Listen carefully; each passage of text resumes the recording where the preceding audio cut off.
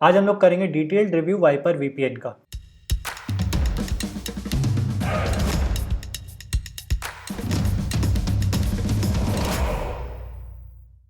Hi guys, मेरा नाम है कृपेश आडवाणी। यहाँ पर मैं डिजिटल टूल्स और सर्विसेज के रिलेटेड वीडियोस बनाता रहता हूँ। वीपीएन एक ऐसा टॉपिक है जिसको मैंने बहुत ज़्यादा कवर किया है अपने चैनल पे, बहुत सारे वीपीएन्स के रिव्यूज़ करे हैं। वाइपर वीपीएन एक ऐसा वीपीएन है जिसकी काफ़ी रिक्वेस्ट आई थी। पहले इसका डेटा सेंटर इंडिया में नहीं था, इसलिए मैं इसका रिव्यू नहीं कर रहा था, बट अब इनका डेटा सेंटर इंडिया में आ गया है। वाइपर वीपीएन कंपनी की बात करूँ तो ये अंडर आता है गोल्डन फ्रॉग के, जो कि 2009 में फॉर्म करी गई थी।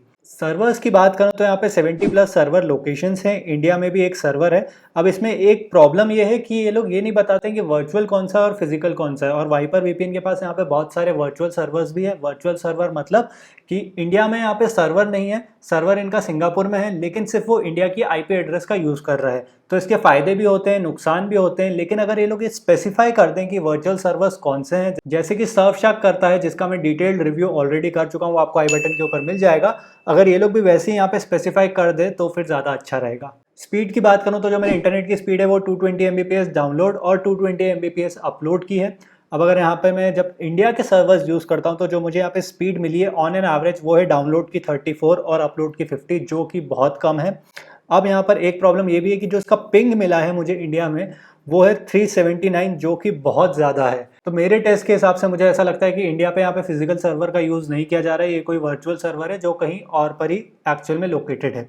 यूएसए सर्वर्स की यहाँ पे स्पीड की बात करूँ तो जब मैंने न्यूयॉर्क के सर्वर सिलेक्ट करे मुझे डाउनलोड की 136 और अपलोड की 125 स्पीड मिली है। इनके पास यहाँ पे वायर गार्ड प्रोटोकॉल है, लेकिन मुझे यहाँ पर कुछ खास अच्छी स्पीड्स देखने को नहीं मिली है। इंडिया की तो बहुत ख़राब स्पीड्स हैं। सिक्योरिटी की बात करूँ तो यहाँ पर आपको EES-256 बिट का स्टैंडर्ड इंक्रिप्शन मिलता है। सिक्योरिटी प्रोटोकॉल्स की बात करूँ तो IKE V2 है, ओपन VPN है, वायर गार्ड है, और इनके पास एक कैमेलियन प्रोटोकॉल भी है, जो कि इनकी प्रोप्राइटरी टेक्नोलॉजी है। वो इस काम में आती है कि अगर किसी कंट्री में सेंसरशिप हो उसको अनब्लॉक करने, जैसे कि चाइना, रशिया, नॉर्थ कोरिया, वहां पर एक कैमेलियन प्रोटोकॉल की टेक्नोलॉजी काम में आएगी। ऑडिट्स की बात करें तो यहाँ पे 2018 में इनकी नो लॉक पॉलिसी को ऑडिट किया गया था। ऑटो किल की यहाँ पे फंक्शनैलिटी मिलती है। डीएनएस लीक पे यहाँ पे कोई भी आईपी लीक नहीं हुई है मेरे टेस्ट में। लॉगिंग पॉलिसी की बात करूँ तो 2018 के पहले ये लोग यहाँ पे लॉग्स रखते थे। 30 दिन के लिए यहाँ पे लॉग्स रखे जाते थे, जिसमें आईपी एड्रेस भी रखा जाता था। 2018 के बाद से ये लोग नो लॉग पॉलिसी ले आए। 2018 पे यहाँ पर इस पॉलिसी को ऑडिट भी किया गया है। स्ट्रीमिंग की बात करूँ तो नेटफ्लिक्स यूएस को आप लोग यहाँ पे स्ट्रीम कर सकते हो। हॉटस्टार इंडिया यहाँ पे काम नहीं कर रहा था मेरे टेस्ट में। अमेजॉन प्राइम कर रहा था, लेकिन क्योंकि यहाँ पे स्पीड्स बहुत स्लो है तो काफ़ी बफर भी वो कर रहा था। टॉरेंटिंग या फिर P2P की बात करूँ तो क्योंकि ये लोग यहाँ पे कोई लॉग्स नहीं रखते हैं, इसलिए आप लोग यहाँ पे टॉरेंट का यूज़ कर सकते हो। लेकिन पहले यहाँ पे जब ये लोग लॉग रखते थे तब यहाँ पे लोगों को DMCA कॉपीराइट नोटिस भी आए हैं इसकी वजह से।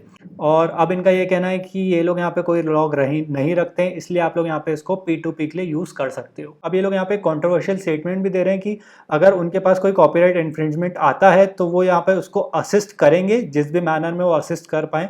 लेकिन उसके बाद ये लोग ये भी कह रहे हैं कि क्योंकि ये VPN एक नो लॉग VPN है तो वो उनको ज़्यादा इन्फॉर्मेशन यहाँ पे प्रोवाइड नहीं करा पाएंगे। तो इन्होंने यहाँ पर एक बीच की लाइन पकड़ ली है कि कंपनीज को भी खुश रखेंगे और कस्टमर्स को भी यहाँ पे ये लोग खुश रखने की कोशिश कर रहे हैं। ज्यूरिसडिक्शन की बात करूँ तो वो यहाँ पे स्विट्जरलैंड पे है, जो कि आउट ऑफ 14 आइज है, मतलब यहाँ पे गवर्नमेंट फोर्स नहीं कर सकती है इस डेटा को लॉग करने के लिए। प्राइवेसी पॉलिसी की बात करूँ तो क्योंकि ये नो लॉग है तो यहाँ पे लोग लॉग्स नहीं रखते हैं।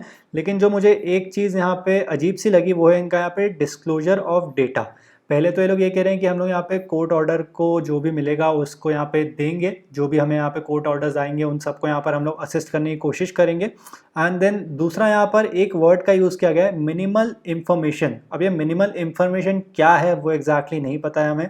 अब ये लोग नो लॉग तो है, लेकिन और क्या मिनिमल इन्फॉर्मेशन ये लोग देंगे वो एग्जैक्टली यहाँ पे नहीं बताया गया। इन जनरल अगर बात करूँ तो प्राइवेसी पॉलिसी अच्छी है, लेकिन यहाँ पे कुछ इंप्रूवमेंट्स करे जा सकते हैं, थोड़ा इसको और क्लीन और स्ट्रिक्ट बनाया जा सकता है। स्प्लिट टनल की बात करूँ तो वो यहाँ पर अवेलेबल है इनके मैक और एंड्रॉयड ऐप्स के ऊपर। स्प्लिट टनल मतलब आप लोग यहाँ पे वाइट लिस्ट कर सकते हो ऐप्स या वेबसाइट को कि वो ऐप या वेबसाइट VPN कनेक्शन का यूज़ नहीं करे। For example Ola, Uber, Zomato, Amazon, उस पर आपको VPN की रिक्वायरमेंट नहीं रहेगी। उनको तो आपकी एक्चुअल रियल लोकेशन चाहिए ही रहती है, तो वहाँ पे VPN यूज़ करने का कोई सेंस भी नहीं बनता है। तो वहाँ पे आप लोग स्प्लिट टनल का यूज़ कर सकते हो। स्प्लिट टनल को ये लोग कनेक्शन पर ऐप के नाम से बोलते हैं। यहाँ पर आप लोग वेबसाइट्स को वाइट लिस्ट नहीं कर सकते हो, लेकिन जितने भी ऐप्स हैं उसको वाइट लिस्ट यहाँ पर किया जा सकता है। फॉर एग्जाम्पल अगर मैं स्टॉक्स ऐप को वाइट लिस्ट कर दूंगा तो वो VPN का यूज़ यहाँ पर नहीं करेगा। साइमल्टेनियस डिवाइसेस की बात करूं तो ये लोग यूजुअली 5 डिवाइसेस तक सपोर्ट करते थे, बट रिसेंटली जब मैंने इनसे पूछा तो इनका ये कहना है कि ये लोग यहाँ पे 30 डिवाइसेस तक सपोर्ट करते हैं एट प्रेजेंट, और ये शायद से सिर्फ लिमिटेड टाइम के लिए है। यहाँ पर इन्होंने कहा कि स्प्रिंग ऑफर में इसको लाया गया है। अब ये लिमिटेड टाइम के लिए या फिर ये हमेशा के लिए रहेगा, वो चीज़ यहाँ पे स्पेसिफाई नहीं करी गई है। तो अगर आप लोग यहाँ पे 5 से ज़्यादा डिवाइसेस के लिए यूज़ करने वाले हो तो एक बार कस्टमर केयर से यहाँ पे कॉन्टैक्ट करके पूछ लीजिएगा कि साइमल्टेनियस कनेक्शन यहाँ पे कितने हैं। यूज़र इंटरफेस की बात करूँ तो यहाँ पे छोटा सा प्यारा सा यूज़र इंटरफेस मिल जाता है आपको, इजी टू यूज़ है, और यहाँ पे पिंग्स भी मिल जाते हैं आपको, जो कि एक अच्छी चीज़ है। कस्टमाइज में जाएंगे तो यहाँ पे आप लोग वाइट लिस्ट वगैरह कर सकते हो और प्रोटोकॉल्स वगैरह भी चेंज कर सकते हो। इजी टू यूज़ है, ओवरऑल एक इजी टू यूज़ इंटरफेस यहाँ पर आपको देखने को मिल जाता है। कस्टमर सपोर्ट की बात करूं तो यहाँ पर 24/7 लाइव चैट सपोर्ट आपको देखने को मिल जाएगा। इससे पहले मैं यहाँ पे प्राइसिंग की बात करूं, मैं एक डिस्क्लेमर देना चाहूंगा कि मुझे यहाँ पे वाइपर वीपीएन ने स्पॉन्सर नहीं किया है। हालांकि अगर आप लोग मेरे नीचे दिए गए लिंक से लोगे तो मुझे यहाँ पे थोड़ी कमीशन मिलेगी बिना कुछ आपके एक्स्ट्रा कॉस्ट पे किए हुए। इनफैक्ट यहाँ पर आपको बेटर डिस्काउंट्स ही मिलेंगे। सो अगर आप लोगों को मेरा कंटेंट पसंद आता है तो आप लोग मेरे नीचे दिए गए लिंक से परचेस कर सकते हैं। इससे मुझे हेल्प मिलती है कि मैं इस तरह के अनबायस्ड वीडियोस आप लोगों के लिए ला पाऊँ। Thank you. प्राइसिंग की बात करूँ तो नीचे दिए गए लिंक पे आपको यहाँ पे बेस्ट ऑफर्स मिल जाएंगे। अभी जो यहाँ पे एट प्रेजेंट ऑफर चल रहा है, यहाँ पे 3 साल के ऊपर प्राइसिंग पे 12 महीने का फ्री दे रहे हैं ये लोग। मीन्स $60 में 3 साल का यहाँ पर आपको वाइपर वीपीएन का सब्सक्रिप्शन मिल रहा है। यूजुअली जो इसकी कॉस्ट रहती है वो रहती है $60 फॉर 2 ईयर्स। ये अभी स्पेशल ऑफर है, तो जब भी इनके ऑफर्स आएंगे मैं ट्विटर के थ्रू या फिर डी न्यूज़ के थ्रू आप लोगों को रेगुलरली अपडेट करता रहूँगा। पेमेंट ऑप्शंस की बात करूं तो यहाँ पर आप लोग डेबिट कार्ड, क्रेडिट कार्ड या फिर पेपाल का यूज़ कर सकते हो। क्रिप्टो करेंसी का यहाँ पर कोई ऑप्शन नहीं दिया गया है, जो कि काफ़ी अनयूजुअल है। बाकी सारे वीपीएन प्रोवाइडर्स यहाँ पे क्रिप्टो करेंसी का ऑप्शन देते हैं। जिनको प्राइवेसी यहाँ पे ज़्यादा चाहिए रहती है वो लोग क्रिप्टो करेंसी का यूज़ करना प्रेफर करते हैं। रिफंड पॉलिसी की बात करूँ तो 30 डे की यहाँ पे रिफंड पॉलिसी आपको मिल जाती है।